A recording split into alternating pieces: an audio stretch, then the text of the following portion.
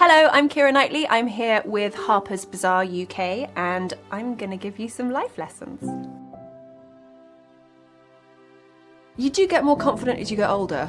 I don't know why that is. I guess you've experienced more, you've gone through the highs and lows already, you just have kind of like a better sense of yourself. You also understand that you're never going to please everybody and that that's an impossible thing to go with. So I think you just kind of have the confidence to go, this is me, and you're not all going to like it, but that's fine. But it's really nice when you have a day when you're feeling really confident.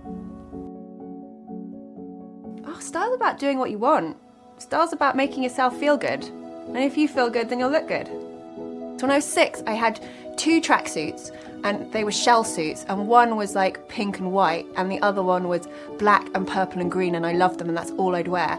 And over the last year, the same thing has happened, and I've got 2 tracksuits, and one is blue and one is green, and I've just worn that. So I think style has gone out the window, but I've been like really comfortable.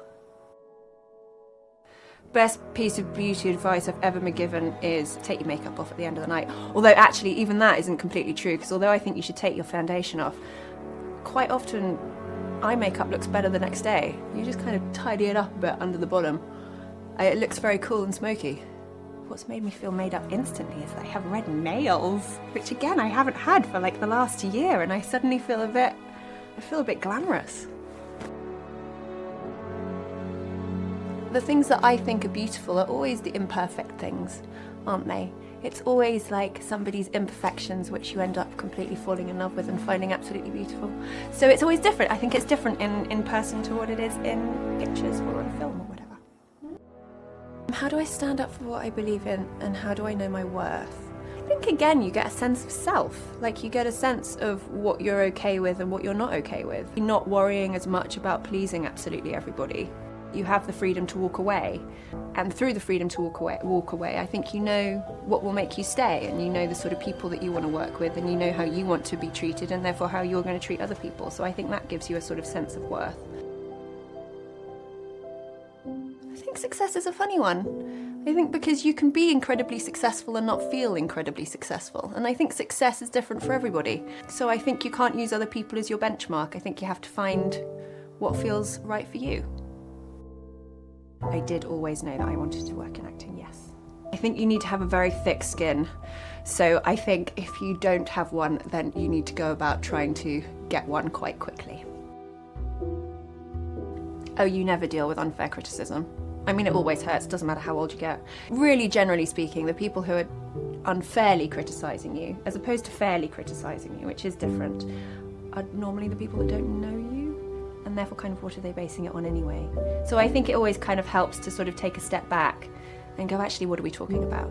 And as soon as you realise that it's all just puff and it's a bit silly, then it kind of makes you feel better, but it hurts at the time. You always go through the moment when it hurts before you can get the perspective on it to go like, oh no, I'm fine. What empowers me? I think a sense of autonomy, freedom over choices, and a sense of being my own self and making my own decisions, and seeing other people do that as well. Until we're all free, none of us are free. And until we all have equality, none of us have equality. And so the fight continues. I hope that they continue the fight. I hope that they know their own worth. I hope that they expect that if they put as much work in as their male counterpart, then they should be rewarded in the same way, and that they should be treated with respect and treat others with respect. What have I learned about friendship? I think what's amazing is when you find people who you feel utterly relaxed with. And actually, I've found they're really few and far between. And they're the ones that you want to hold on to. Love, what have I learned about love? I think what's been really interesting, you know, when you're kind of in your sort of late teens, early 20s, and you might fall in love with for the first time, you equate love with just that romantic love, and that romantic love is great. And then as you sort of get older, you find out that there are all sorts of different loves, and that they change, and that it's not something that stays the same. And you might have kids, and suddenly love is again a completely different thing, and the love for your friends is a completely different thing. And so I sort of love the fact that it's an evolving, ever-changing thing. I think that makes it even more special. Life advice from another woman, it's got to be my mum, which is cancel and continue. which I think is the only advice that you really need in life at all, because it's up and down. It's always going to be up and down, even when things go well. You know, your emotional state, life in general, it's sort of like the weather. And when you've been through something bad, you just need to go, okay, dunk, move forward. So she's always said cancel and continue, and I found that very helpful from being a kid to now.